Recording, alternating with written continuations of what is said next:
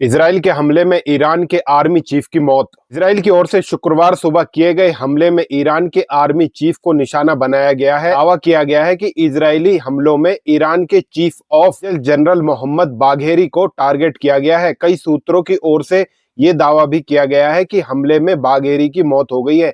हालांकि अभी तक इसकी पुष्टि नहीं हुई है। अगर ऐसा होता है तो तेहरान के लिए एक बड़ा झटका हो सकता है। इजराइल के सुरक्षा सूत्र ने बताया है कि इस बात की संभावना बढ़ रही है कि ईरान में आईडीएफ के हमले में ईरानी सेना नेतृत्व, जिसमें ईरानी चीफ ऑफ स्टाफ ऑफ वरिष्ठ परमाणु वैज्ञानिक भी शामिल हैं, को मार दिया गया है। इजरायली सूत्र जनरल बाघेरी के अलावा भी कई सीनियर ईरानी अफसरों की मौत की बात कह रहे हैं। इजराइल के हमले में जवाब देगा ईरान। शुक्रवार सुबह ईरान के परमाणु कार्यक्रम और सैन्य ठिकानों को निशाना बनाकर हमला करने की बात कही है। इजराइल ने इस ऑपरेशन को नेशन ऑफ लॉयंस नाम दिया है। आईडीएफ का कहना है कि ईरान के पास परमाणु बम बनाने के लिए पर्याप्त यूरेनियम जमा हो रहा है, इसलिए ईरान को परमाणु हथियार बनाने से रोकने के लिए ये कार्रवाई की गई है। इजरायली सूत्रों का कहना है कि ईरान की ओर से एक बड़ी जवाबी कार्रवाई हो सकती है और इजराइल इसके लिए तैयार है।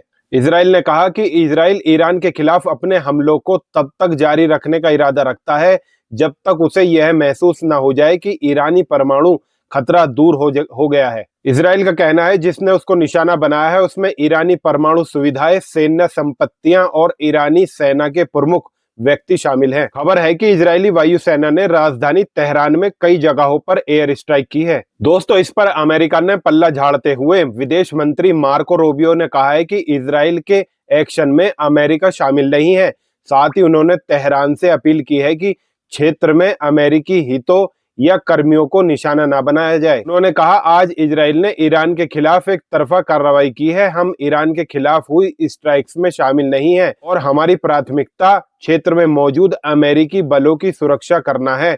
उन्होंने कहा, यह साफ तौर पर बता देना चाहता हूं कि ईरान को अमेरिकी हितों या कर्मियों को निशाना नहीं बनाना चाहिए। इजरायली विदेश मंत्री का कहना है कि इजराइल की एयर स्ट्राइक के बाद यह आशंका है कि नजदीकी भविष्य में इजराइल और उसकी आम जनता पर मिसाइल या ड्रोन अटैक हो सकते हैं। यानी दोस्तों, इजराइल को अब डर है कि कहीं ईरान जो है जवाबी कार्रवाई में हमला कर सकता है इजराइल पर। दोस्तों, इजरायली हमले में commander in chief major general Hussein Salami की मौत हो गई है। इजराइल की ओर से IRGC के मुख्यालय पर की गई बमबारी में हुसैन सलामी की मौत हो गई है।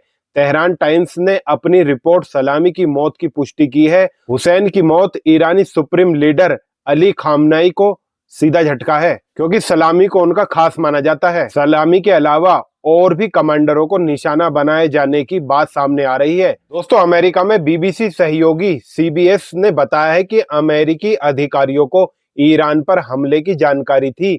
यही वजह थी कि अमेरिका ने कुछ क्षेत्रों से अपने नागरिकों को वापस बुला लिया था। अमेरिका को इस बात की आशंका थी कि ईरान अमेरिका के इराक में स्थित ठिकानों पर जवाबी कार्रवाई कर सकता है। तो दोस्तों, अभी के लिए इतना ही और वीडियो को लाइक, शेयर और चैनल को सब्सक्राइब कर लें ताकि आप हर जानकारी से अपडेट रहें। जय हिंद।